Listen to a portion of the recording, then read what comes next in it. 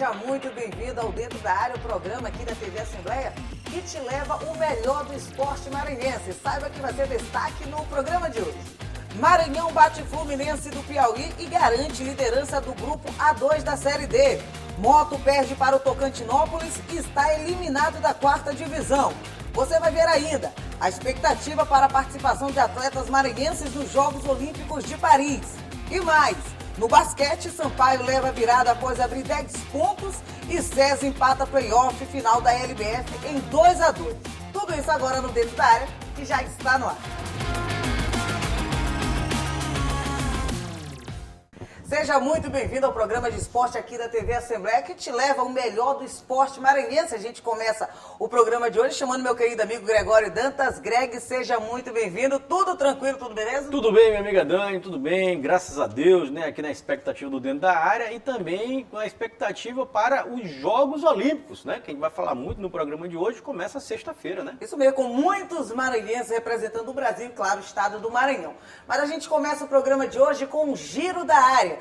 Destaque para o Sampaio Basquete. Sampaio e César se encontram no 5º jogo da final da LBF 2024. Quem vencer garante o título da temporada. E a gente vai falar também de maranhense garantindo o título internacional na vela. Acompanhe agora no Giro da Área.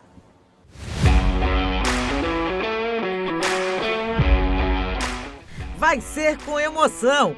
Se quiser conquistar seu 4º título da Liga de Basquete Feminino 2024, o Sampaio Basquete vai precisar mais uma vez fazer o dever de casa. Depois de abrir 2-0 na final, a equipe maranhense perdeu os 2 jogos que fez em São Paulo. E agora a taça vai ser decidida nesta terça-feira, às 9 da noite, no Costa Rodrigues, aqui na capital maranhense. Na noite da última sexta-feira, lá no Gigantão, em Araraquara, o César acabou vencendo o jogo 4 por 65-58. Empatou a série em 2-2. O Maranhão mantém a fama de celeiro do kitesurf mundial. Depois de revelar nomes como Bruno Lobo e Socorro Reis, o maranhense Lucas Fonseca foi destaque ao conquistar o Mundial Juventude 2024. Em evento que foi disputado na Itália. O atleta do Fórmula Kite somou 22 pontos em 18 regatas disputadas e terminou em primeiro lugar na disputa. Destaques no kartismo brasileiro, os irmãos Matias e Murilo Domingues encerraram sua preparação para disputar a 25ª Copa Brasil em alto estilo. Os maranhenses conquistaram pódio no Open da Copa Brasil, no Circuito Paladino, lá na Paraíba. Murilo, que competiu na Mirim, foi campeão do Open, a última competição antes da Copa do Brasil, considerado o 2º campeonato nacional mais importante do kartismo nacional. Já Matias foi o vice-campeão na cadete e o 3º colocado na Mini 2T, depois de largar em último em 2 baterias por conta de um problema técnico na tomada de tempo. O resultado lhe valeu uma vaga na final da Regional Cup, que terá sua decisão no final de julho, logo após a Copa Brasil.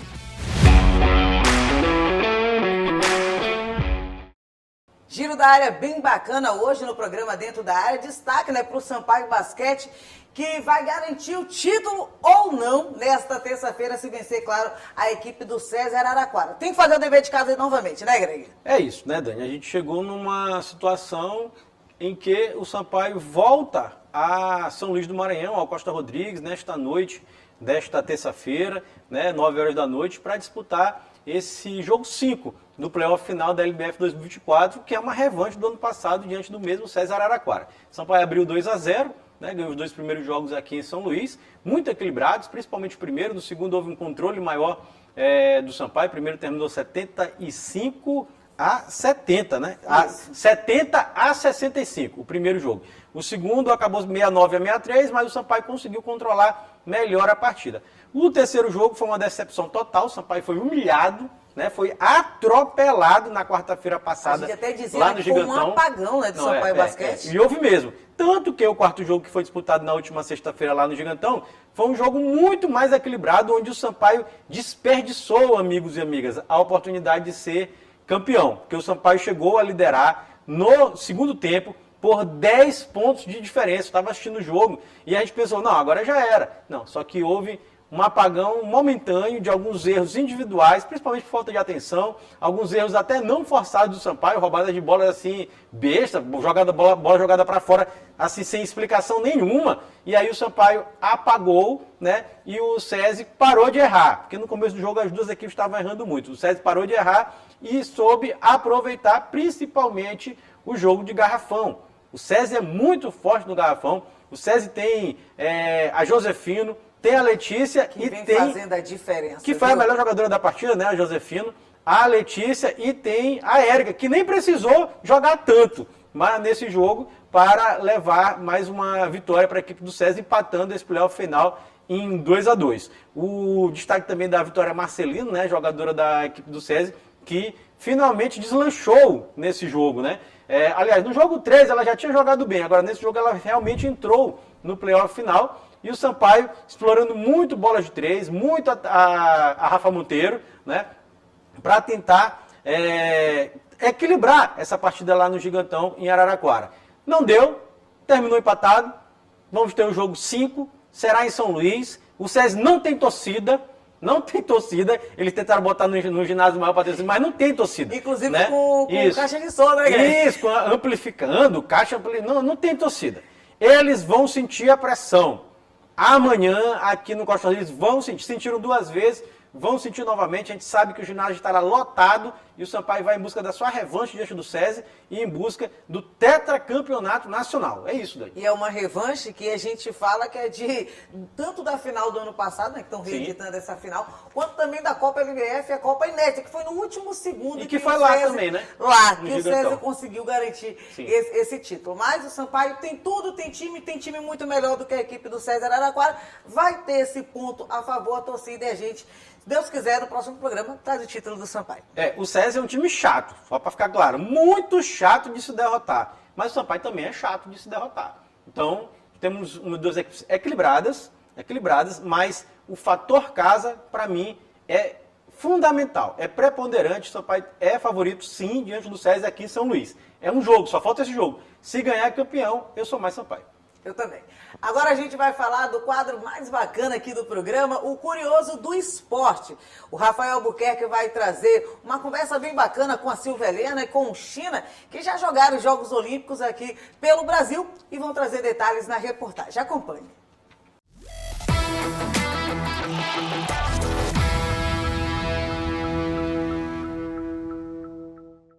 Nesta semana, teremos a cerimônia de abertura dos Jogos Olímpicos de Paris. E hoje, vamos conhecer um pouco da história de atletas que já jogaram a competição. Wingleton Rocha Barros, o China, começou a jogar handebol aos 10 anos. Sua dedicação o levou ao topo que o atleta pode chegar, os Jogos Olímpicos. Nós acabamos indo em 96 para os 100 anos de Olimpíadas, que foi em Atlanta, nos Estados Unidos, em 96. Eu tive a sorte, a oportunidade de ir, e ali é a coroação para qualquer atleta, né? O seu momento é algo que você trabalha a vida inteira para estar ali entre os melhores dos melhores, a nata do esporte, e ali é só usufruir, é fazer o seu melhor, e foi o que eu fiz. Eu sempre fiz isso desde que eu comecei a jogar. Eu dei sempre o meu melhor para depois eu não ter lamentações de eu podia ter feito melhor. Não, eu fiz o que eu podia fazer, eu dei todo o suor que eu tinha para dar, eu saía quebrado, saía machucado. Mesmo sem a tão sonhada medalha olímpica, a experiência de competir em alto nível é lembrada com entusiasmo, sabendo que ele deu o seu melhor. Aquele momento em que você lembra de tudo quando você sobe. Primeiro, na abertura da Olimpíada, a rampa, né, de acesso a tudo, ao estádio onde estava sendo realizada a abertura da Olimpíada, você se vendo ali e o filme ao mesmo tempo passando de tudo que você fez para conseguir chegar ali, né? As dores, os treinamentos, o sacrifício longe da família, dos amigos, do estado de origem, tudo que você passou, as vitórias que você teve, as derrotas que você teve, tudo ali constrói a sua base para que você diga realmente eu mereço estar aqui. Então foi isso que foi feito, foi isso que foi conquistado, foi isso que foi construído e essa evolução possibilitou estar lá. Então, quando o atleta chega numa Olimpíada, ele sabe que ele chegou realmente porque ele merece estar ali, é meritocracia. Não tem outra de cair de paraquedas, não se cai de paraquedas em Olimpíada. Ou você está preparado para jogar ou você realmente não vai para uma Olimpíada. Quem também se orgulha de sua trajetória é a armadora Silvia Helena, que competiu nos Jogos de Pequim em 2008 e Londres em 2012. Ela conta que a Olimpíada é um marco na carreira de qualquer atleta. A Olimpíada é uma coisa assim, hoje eu ainda valorizo muito mais, né? Porque vai passando os anos, você vê como é difícil um atleta conseguir chegar nas Olimpíadas, né? Muito difícil, você tem que abdicar de muita coisa, assim como eu fiz, né? Morei muitos anos longe, tudo para estar na seleção, me dedicar para a seleção brasileira. Estive na seleção defendendo meu país por 16 anos, isso só na adulta, porque eu também fui das categorias de base. Então é um processo muito difícil mesmo, onde você tem que abdicar de muita coisa, de não tem datas festivas, não tem férias, é foco total. Então hoje eu valorizo muito mais ainda o atleta que consegue chegar numa Olimpíada, porque não é nada fácil. A partir desta sexta-feira, 6 maranhenses vão dar tudo de si em busca da medalha de ouro. São eles Bruno Lobo, do kitesurf, Nayeme, do vôlei feminino, as irmãs Thalia e Thalita Costa, do rugby, Raíssa Leal, do skate street e Wellington Maranhão, do levantamento de peso.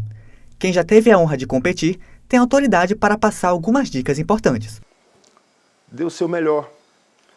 Eu costumo dizer sempre para minha filha, que começou a jogar vôlei agora, esse momento para mim da Olimpíada é como se você estivesse morrendo de fome e adora churrasco, por exemplo, e chegou na churrascaria e vê a melhor parte da carne e você não pode comer porque um outro chegou na sua frente e comeu. Quando chegar a carne vai com tudo. Então, faça o seu melhor. Toda bola é importante, todo ponto é importante, cada passo é importante, cada biomecânica, cada posicionamento, a concentração. Se você tem 1 hora para se concentrar, dê o seu máximo naquela hora, para depois você não ficar no arrependimento ou tendo aquela frustração. Puta, se eu tivesse feito isso. Não, faça naquele momento para você daí para frente dizer, pô, eu fiz o meu melhor. Não tinha como eu fazer melhor. Podia ter feito de outra forma, mas esse aqui foi o meu melhor. Então, não desconcentre. Tenha confiança, confie em você, confie no seu treinamento e confie em Deus.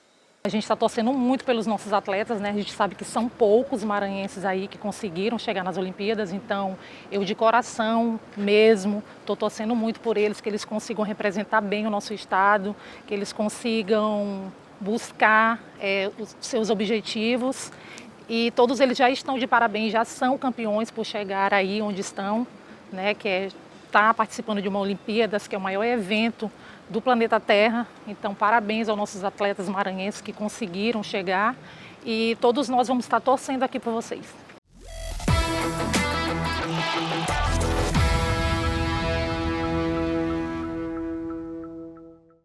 Rafa trazendo aí a Silvia Helena, o China, né, sobre essa experiência de participar dos Jogos Olímpicos. Muito bacana ver a reportagem do Rafael Albuquerque aqui no Dentro da Área. É verdade. O China, o Ingleton Rocha, né, jogou a Olimpíada, o handball, em 96, lá em Atlanta, Dani. Eu lembro bem dessa Olimpíada, de Atlanta 96.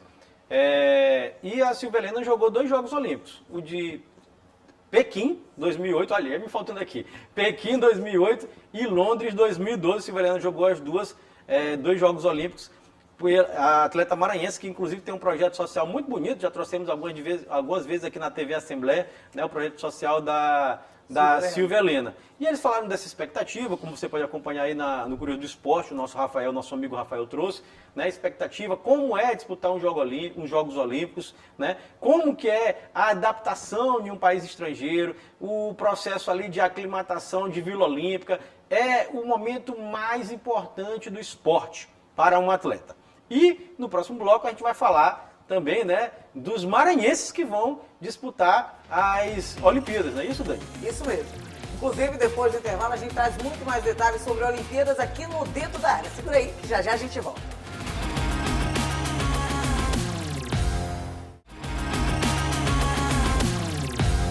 De volta com o Dentro da Área aqui na tela da TV Assembleia, a gente continua falando de Olimpíadas. Teremos jovens maranhenses indo até a cidade de Paris para acompanhar de perto os Jogos Olímpicos. Acompanhe na reportagem de Rafael Albuquerque. Imagina viajar para as Olimpíadas de Paris com tudo pago. É o que a formação Faculdade Integrada, em parceria com o Instituto Maranhão Amazônia de Ensino Superior, vai proporcionar para 6 atletas do projeto.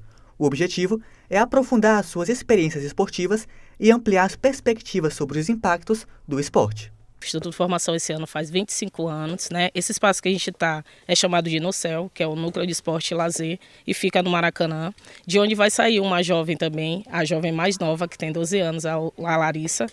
E todos esses jovens, eles vêm de uma comunidade onde tem um Nocel também, então são 5 comunidades onde eles foram escolhidos por assiduidade no projeto, a forma como lidar com os outros meninos, o respeito, que são valores que a gente também trabalha dentro do formação. Nesses Nocels, a gente vai levar tanto de Arari, Palmeirândia, Santa Helena, Santa Luzia, Anajatuba e Maracanã. Eles estão aqui atrás, são crianças de 12 a 18 anos, né? E o formação vem com essa importância de tanto trazer os valores éticos que vão ser trabalhados dentro dos Jogos Olímpicos, como de fazer com que a comunidade ela se desenvolva, porque a gente trabalha com oportunidade, igualdade e inclusão. Nesta semana, um grupo de 6 jovens terá a oportunidade de conhecer Paris e aproveitar para prestigiar a cerimônia de abertura dos Jogos Olímpicos 2024. No total, serão mais de 500 jovens de 34 países, espalhados por 5 continentes. A chefe da delegação conta que a experiência não será inédita. A importância para essas crianças é que, além deles estarem nos representando, como formação, Instituto de Formação, como Maranhão, eles estão representando também essas comunidades, seus pais, que tiveram contato com a gente direto sempre, e sempre estão, na verdade, do nosso lado, nos apoiando também, para que elas cheguem de uma forma mais tranquilas em Paris, né? E possam realizar aquilo que a gente tem como objetivo, que é se divertir e representar muito bem o Maranhão. Serão 10 dias de muitas experiências e aprendizado. Para quem nunca andou de avião, a expectativa é alta e a ansiedade é incomparável. A expectativa é sempre muito grande. Quando chegar lá eu quero conhecer pessoas novas, conversar com elas, mesmo não sabendo a língua, eu quero tentar conversar, quero brincar de tudo. Eu espero conhecer muito e em vários lugares, tirar bastante foto mesmo. Partiu! Festa! Rafa trazendo mais detalhes das Olimpíadas 2024. Dessa vez são jovens maranhenses saindo do interior do estado do Maranhão para poder viver de mais perto as Olimpíadas, Greg. Que bacana essa situação desses jovens maranhenses. Exatamente, uma oportunidade única, né? É o que todo mundo queria, um sonho, né? Você poder ir com tudo pago para assistir uns Jogos Olímpicos. Isso aí só por si só já é espetacular, sensacional. Aí os Jogos Olímpicos em Paris, Dani. Então, aí mais sensacional ainda. Eu sei que é uma oportunidade única, é uma oportunidade de fomento do esporte, de observação da prática esportiva, do convívio esportivo do mundo, né, global. Então, que eles aproveitem bem essa experiência. Agora a gente tem que falar, Dani, dos maranhenses, né? Que estarão lá competindo. Competindo, exato. Os atletas maranhenses que estarão lá em Paris competindo. Este ano nós temos 6 atletas maranhenses competindo nos Jogos Olímpicos. Aliás, 6 não. 3, 4, 5, 6. São 6 atletas maranhenses. 6 atletas maranhenses competindo. É porque eu sempre confundo. Thalita, são gêmeas. E aí então elas competem pelo rugby. Então, 6 atletas maranhenses competindo nas Olimpíadas de Paris 2024. Além da Thalita, que são gêmeas do rugby, disputam mais uma vez com a seleção brasileira feminina. Já jogaram a Olimpíada anterior em Tóquio, em 2020, mas foi disputada em 2021 por conta da pandemia da Covid-19. Além delas, nós temos o Bruno Lobo, que é bicampeão pan-americano, dos melhores kitesurfistas do planeta. Vai estrear nas Olimpíadas, inclusive com a modalidade. Isso, porque não tinha kitesurf, agora teremos kitesurf nas Olimpíadas. Além deles tem o Wellington Maranhão, do arremesso de peso, que pode pintar aí, viu? Pode beliscar uma medalha, tomara que dê tudo certo para o Wellington Maranhão. A seleção brasileira feminina de vôlei tem a Líbero Nieme, natural da cidade de Barra do Corda, aqui do interior do estado, vai representar o Maranhão lá na seleção brasileira feminina, que já foi tantas vezes medalhista olímpica, né? E ela, Raíssa Leal, a fadinha do skate, né? O fenômeno e dos skates. E o xodó da delegação brasileira, gente. Não, é um fenômeno. Com apenas 16 anos, Raíssa Leal é a grande esperança de medalha, não só para o Maranhão, para o Brasil, né? Na Olimpíada passada em Tóquio ela foi medalha de prata, e esse ano a expectativa é de um ouro, porque Raíssa Leal é bicampeã do circuito mundial, é multicampeã de tudo que disputa, né? Campeã pan-americana também, é bom lembrar isso, e vai disputar... Com apenas 16 anos. Com 16 anos. Isso, estou falando isso antes de fazer 16 anos. Sim. Isso. Agora, com 16 anos, ela vai disputar a Olimpíada e é uma das favoritas à medalha de ouro no skate street, né? Que é a modalidade dela. Tomara que dê tudo certo para a nossa fadinha do skate, de Imperatriz para o mundo.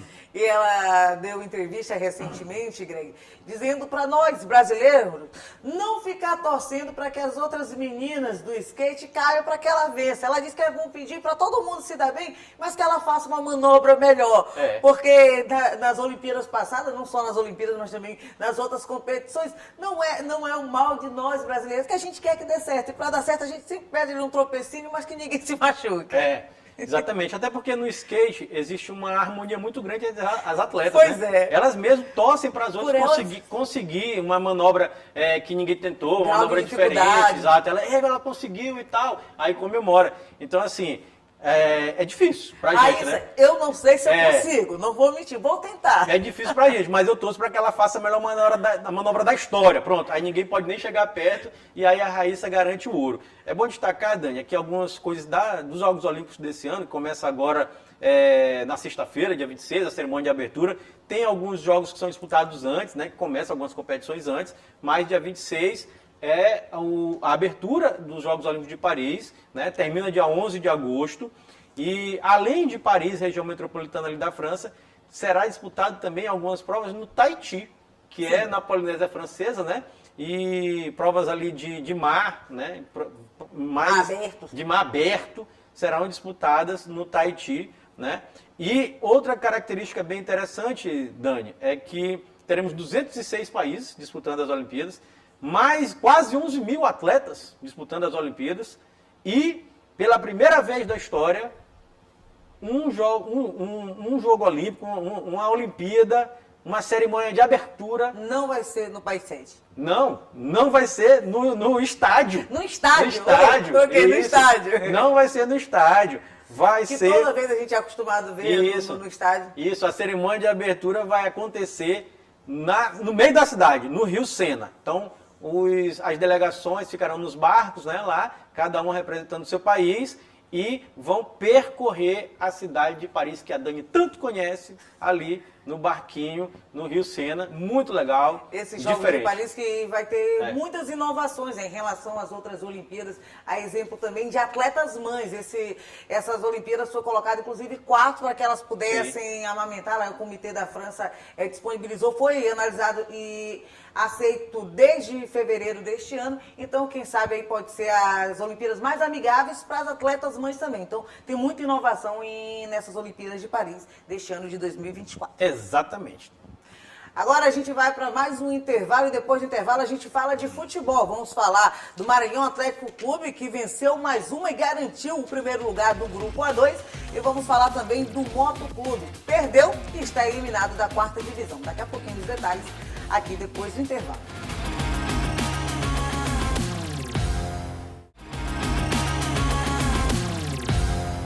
De volta com o Dentro da Área, agora a gente fala de futebol. Vamos falar de 4ª divisão. Tivemos 2 maranhenses em campo pela última rodada da fase de grupo da 4ª divisão. O Maranhão Atlético Clube venceu com folga 3-0 dentro de casa no estádio Castelão. Venceu o Fluminense do Piauí com gol de Felipe Cruz e 2 gols de Brunão. Greg, será se o 9 ali do Maranhão Atlético Clube já está definido? Ali o Marque que conseguiu, já estava com a liderança, já estava com a classificação garantida e assegurou o primeiro lugar do Grupo A2. Bom, eu acho que sim. Eu acho que o Maranhão encontrou o seu camisa 9, né? É bom destacar que o Maranhão, no primeiro jogo do Brunão, ele entrou e foi expulso, né? Tem que sempre lembrar isso, né? Entrou e foi expulso, então já ficou automaticamente suspenso do jogo posterior, não fez nada e foi expulso. Aí agora, no último jogo da primeira fase, né, da fase de grupos no Grupo A2, o Brunão arrebentou com o jogo. Tá? Só no primeiro tempo ele fez 2 gols, depois o Mac fez o 3º gol. A equipe do Fluminense, eu falei isso aqui já algumas vezes, é fraca. Aliás, meus amigos, tem coisa que a gente precisa deixar registrado aqui. As equipes desse Grupo A2 são fraquíssimas. Fraquíssimas. O Maranhão destoa. Do grupo. Destoa, assim, um pouquinho. Eu estava fazendo uma avaliação com relação ao Grupo A1. Né? O Grupo A1 que é um grupo que cruza com esse A2. Né? No Grupo A1, o Manauara, que foi líder, teve 37 pontos. 37 pontos. O Dani está aqui com a tabela aberta aqui, né, Dani? Vai abrir a tabela aqui. O Manauara disparou. E o Maranhão Atlético Clube teve 27 pontos como líder do grupo. Pega para mim aí, Dani, só quem teve 27 pontos no grupo A1. O Manaus ficou com 24 e o quinto que foi com 18. E o segundo colocado? Teve 28. 28. Isso que eu queria. O segundo colocado do grupo A1 teve mais pontos do que o Maranhão Atlético Clube. Isto é bom a gente deixar registrado, né, para vocês entenderem um pouco como era frágil o nosso grupo. O segundo colocado. Tem outra coisa interessante também nessa tabela de classificação. O terceiro e o quarto do grupo A1, Dani, tem mais pontos do que praticamente todos do nosso grupo. Sim. O terceiro e quarto. 25 Ou seja, e 24 pontos. Tocantinópolis e River não se classificariam no grupo A1. E ficariam longe de classificação, mas longe mesmo, mais do que uma vitória. Ou seja, nosso grupo era muito fraco. Isso aqui eu tirei só para dar um reflexo de como o nosso grupo era fraco. Maranhão teve um período de oscilação. Depois que o Zé Augusto saiu, o Vinícius engatou 2 vitórias boas, depois ele declinou e depois, no final, voltou e voltou bem. Encerra com 3 vitórias seguidas, né? Então ele se recuperou muito bem na competição. Empates fora de casa, 3 vitórias seguidas, então se recuperou muito bem na competição. Maranhão e encerra a fase de grupo, do grupo A2, com uma pontuação de 27 pontos, né? 64% de aproveitamento, uma pontuação excelente para pegar a equipe do Manaus. Qual é o destaque da equipe do Manaus? O Manaus estava na Série C e caiu ano passado, né? Caiu da Série C para a Série D. Então, o Maranhão enfrenta uma equipe que teve experiência de Série C, tinha um projeto de ascensão, né? E houve uma paralisação nesse projeto, está na Série D, quase não se classifica, tinha que ganhar a última rodada, conseguiu ganhar a última rodada e se classificou. Era um jogo em casa, conseguiu ganhar e acabou se classificando na 4ª colocação. E esse é o adversário do Maranhão em 2 jogos. Um jogo lá em Manaus e o segundo jogo aqui em São Luís, porque o Maranhão Atlético Clube teve melhor campanha que o Manaus. Então o Maranhão tem essa vantagem de jogar a segunda partida em casa, que é uma vantagem que não teve no ano passado, né? Em nenhum dos mata-matas. Então esta é a primeira vantagem que o Maranhão tem, né, dentro da Série D do Campeonato Brasileiro, de jogar a segunda partida em casa. Dani, 3-0, atropelou, jogo fácil, o Maranhão sobrou. Avaliar o Maranhão, avalio como favorito.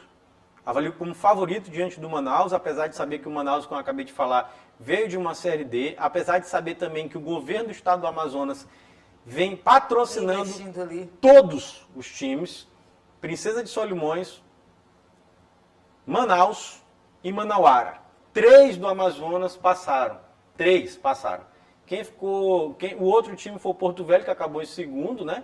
E que se destaca também, mas não é do Amazonas, né? Ali do estado de Rondônia. Então 3 do estado do Amazonas se classificaram para a próxima fase e o Maranhão tem que se preparar bem. Tem que se preparar bem para encarar um adversário difícil. E se preparar bem já com a ausência do Ronald Camarão. Não é isso, né? Isso. Ronald Camarão.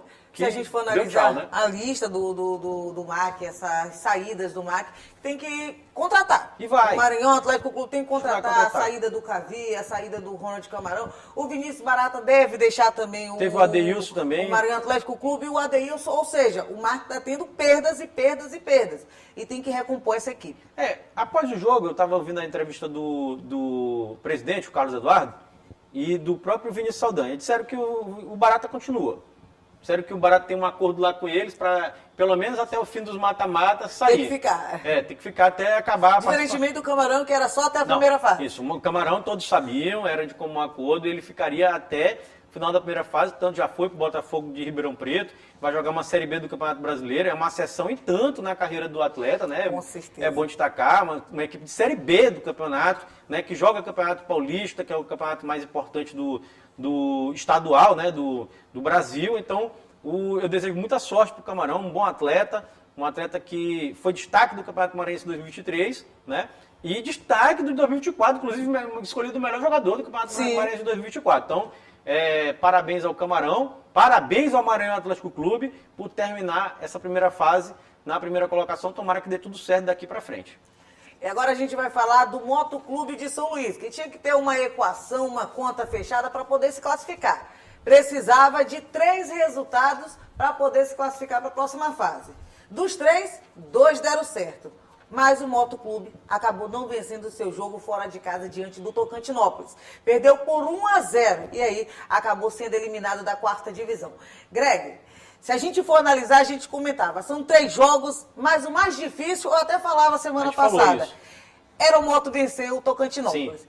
É inadmissível a gente dizer que o Motoclube de São Luís jogou fora e por isso não venceu. Sendo que o Moto, às vezes que venceu, a maioria foi fora de casa. Mas como o grupo A2 foi levado durante toda a 4ª divisão, um grupo fraco tecnicamente, sim, o Maranhão Atlético Clube, como a gente falou, destoa um pouquinho do grupo, mas o resto, a gente pode dizer, o resto de todos os times, sim, do grupo A2 eram todos no mesmo nível. O Motoclube de São Luís não se classificar, perder, precisando apenas de si para poder passar, foi uma vergonha para o futebol maranhense. Foi. Vamos fazer um recorte aqui, Dani, bem interessante que você falou. Este grupo A2, o Maranhão está um pouquinho à frente. Todos os outros estão no mesmo bolo. O Águia de Marabá está um pouquinho abaixo, viu? Está um pouquinho abaixo. Então, o que a gente tem aqui? Tem um primeiro colocado Maranhão, um pouquinho à frente. Altos, River, Tocantinópolis, Cametá, Fluminense e Moto. Mas se o Águia vencesse essa última rodada, ele encostava ali no G4. Mas não tinha mais chance de classificação. Não tinha. Então, assim, de todos esses times aqui, o Maranhão destoa para cima, o Águia destoa para baixo. E todos aqui é a mesma coisa. Altos, River, Tocantinópolis, Cametá, Fluminense e Moto.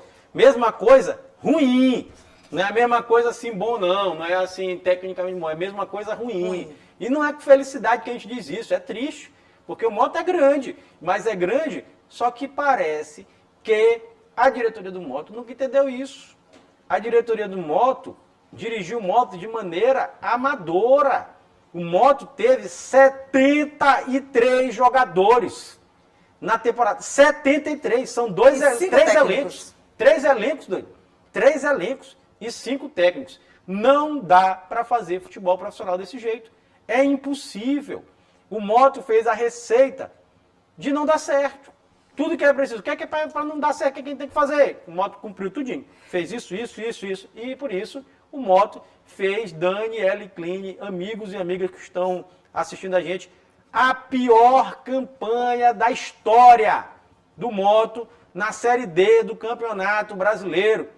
Uma campanha vergonhosa, trágica, deprimente, uma tremenda vergonha, horrível, feio, foi o que a diretoria do Moto fez com o Moto.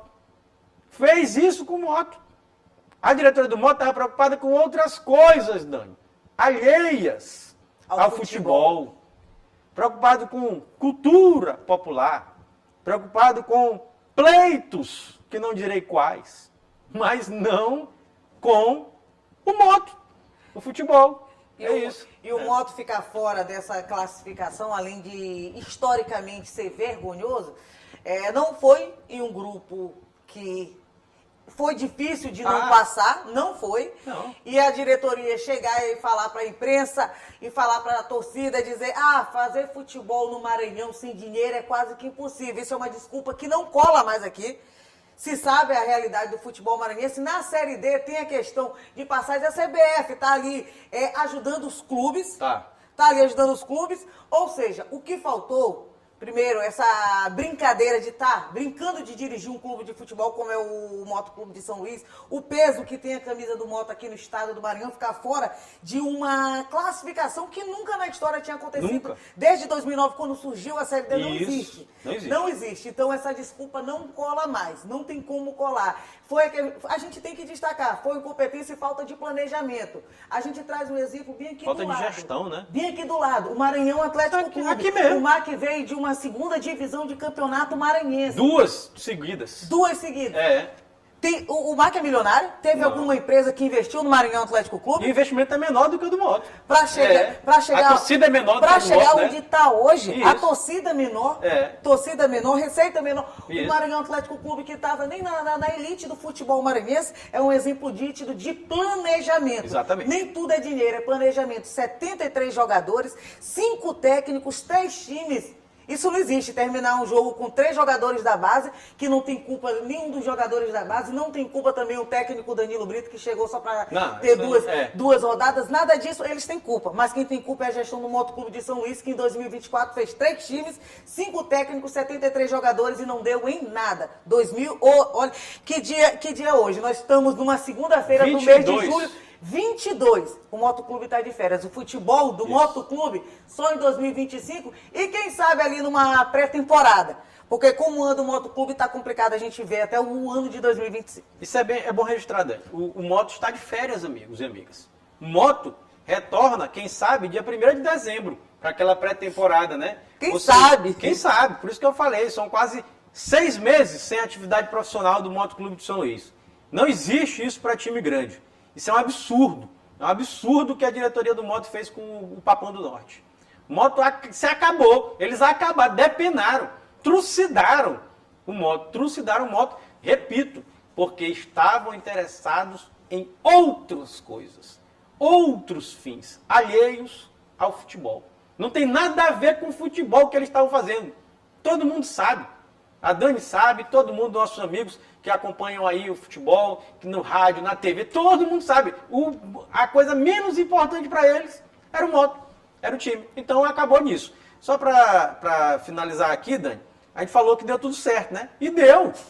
O Maranhão ganhou, precisava. E bem, 3-0. Né? O Altos venceu o Cametá. O Altos venceu o Cametá. E bem, 2-0. Que estava na frente, né, inclusive na frente do Tocantinópolis, né? O Tocantinópolis também precisava que o Altos vencesse o Cametá, né? E aí o Tocantinópolis soube se aproveitar, né? Ah, então, peraí, o Altos ganhou o Cametá? Ah, então peraí, pô, então é só a gente ganhar do Moto. Pois E é, foi o que aconteceu. ganhou do Moto e acabou se classificando na quarta colocação com 19 pontos, vai pegar o Manauara, que é a melhor equipe da competição, na minha opinião, vai se arrebentar. Vai se arrebentar, mas aí já é eu já digo que é uma outra competição. É outra história. Já é uma outra competição. também. Aconteceu também, se eu não me engano, em 2016, um motoclube muito pior do que a equipe lá do Acre, que estava batendo em todo mundo, não tinha perdido por ninguém, e acabou que o Moto acabou passando nesse mata-mata pela equipe, se eu não me engano, lá do... Eu não me lembro, mas do Acre. Mas o Moto estava bem abaixo, mas é aquela história. E 90 minutos ali em jogo, e aí a gente vê o que dá, que é um outro campeonato. Agora, só um destaque da campanha do Moto, só pra gente ver o tão ruim, com sobras, que foi o Motoclube. Fala aí, Dani. 64 times. O Moto ficou na posição 49. 49. Da classificação geral. 15 pontos de 42 disputados. Aproveitamento aí de 35,71%. Isso aí é uma campanha de time que não queria nem subir para uma outra série E, série F. Não tem como. Não tem como. É uma campanha de quem seria rebaixado, se tivesse uma série E. Se tivesse uma série E. Só para finalizar mesmo o assunto Moto, Dani. Moto fez 14 jogos, a Dani falou aqui um panorama, né, dos números. 14 jogos, 3 vitórias. 3 vitórias, não pode. 3 vitórias em 14? Que é isso, meus amigos. 6 empates, 5 derrotas. 17 gols a favor, 24 gols contra. Sabe o que isso significa, Dani? A pior defesa do grupo A2, meus amigos. Quase que o Moto ficou em último. Quase o Moto ficava em último. Isso, só não ficou em último porque o Águia de Marabá não ganhou do River. Foi só isso. Se ganhasse, o Moto era o último. Ou seja, um menos 7 de saldo de gol. Menos 7 de saldo de gol igual ao último colocado. Pior defesa e menos 7 de saldo de gols e 35% de aproveitamento. Ridícula a atuação do Moto. Agora, clube de férias. De férias. Só volta 1º de dezembro para pré-temporada, quem sabe, né? Para encerrar o assunto Série D, só para a gente encerrar aqui, temos que falar dos cruzamentos, né, Dani? O Maranhão pega o Manaus, já falei aqui, e esse cruzamento de Maranhão e Manaus, amigos e amigas, enfrenta o cruzamento de Jacuipense e Iguatu. Jacuipense e Iguatu. Ou seja, se o Maranhão, Dani, passar do Manaus, ele vai enfrentar o vencedor de Jacuipense da Bahia e Iguatu do Ceará.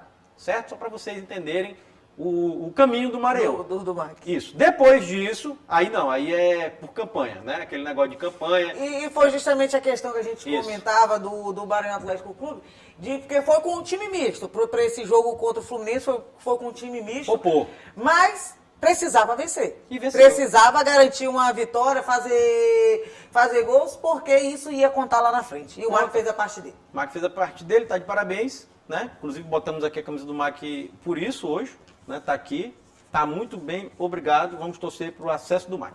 Isso mesmo. É. Fim de papo, Greg? Fim de papo. Quem quiser assistir novamente o Dentro da Área, onde assistir? Pois é, o telespectador pode acompanhar nosso programa através dos nossos canais de interação. Tem o nosso site, que é o al.ma.leg.br/TV. Tem também o telefone da nossa redação, que é o 3269-3028. Nosso WhatsApp que passa aqui embaixo da sua tela. Lembrando que o nosso programa tem reprise toda terça-feira, às 7h30 da manhã e também às 2 horas da tarde. E todo o programa, todas as matérias estão disponíveis no YouTube da TV Assembleia. Você pode comentar, curtir, compartilhar com quem você quiser. A gente é multiplataforma, assiste a gente de onde você quiser, onde você estiver, através da internet. Greg, muito obrigado, viu? A gente se encontra no próximo programa. Tamo junto, meu amigo. Gente, até lá. Tchau, tchau. Tchau, valeu.